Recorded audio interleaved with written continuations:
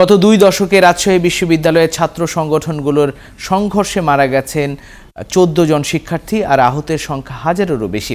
কেউ কেউ পঙ্গুত্ব মেনে নিয়েছেন সারা জীবনের জন্য, তারপরও ক্যাম্পাসে বন্ধ হয় না সহিংসতা। কারণ হিসেবে লেজুর বৃত্তির রাজনীতিকেই দায়ী করছেন শিক্ষকরা। সৌমিত্র মজুমদার জানাচ্ছেন বিস্তারিত।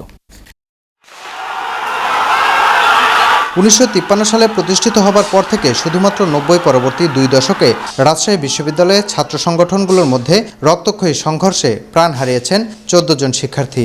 এর মধ্যে 9 জন মারা যান শিবির কর্মীদের হাতে, অন্য 5 জন মারা যান ছাত্রলীগ, ছাত্রদল, ছাত্রমৈত্রী সহ বিভিন্ন রাজনৈতিক সংগঠনের কর্মীদের হাতে। ছাত্র সংগঠনগুলোর এমন সহিংসতার কারণে বারবারই ক্ষতিগ্রস্ত হন সাধারণ শিক্ষার্থীরা। সেশন জট সহ নানা কারণে বিপর্যস্ত তারা। আমরা যারা আবাসিক হলে থাকি তারা আমরা সবসময় একটা ভীতিকর পরিস্থিতির মধ্যে থাকি যে কখন সহিংসতা হয়। আসলে আমাদের স্টুডেন্ট হিসাবে আমাদের এই যে পরিবেশ, এই পরিবেশটা একটা বিশ্ববিদ্যালয়ের পরিবেশ হতে পারে না। বিশেষ করে দরিদ্র পরিবার থেকে আসে তাদের জন্য তো এটা অনেক খারাপ একটা প্রভাব ফেলে।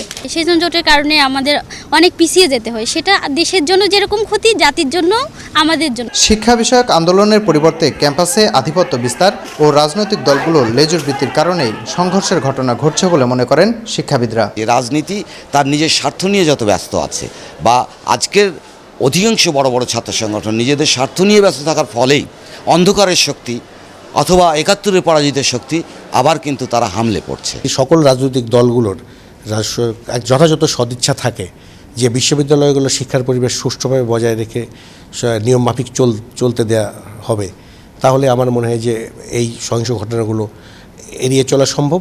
তবে রাজনৈতিক দলগুলোর সদিচ্ছা না থাকলে বিশ্ববিদ্যালয়ে শিক্ষার স্বাভাবিক পরিবেশ ফেরানো কঠিন বলে মনে করেন প্রতিষ্ঠানটির শীর্ষকর্তারা।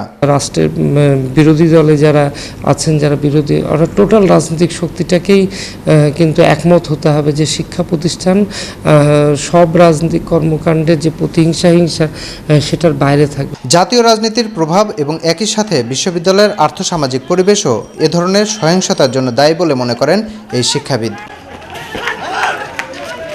সৌমিত্র মজুমদার, 71, রাজশাহী।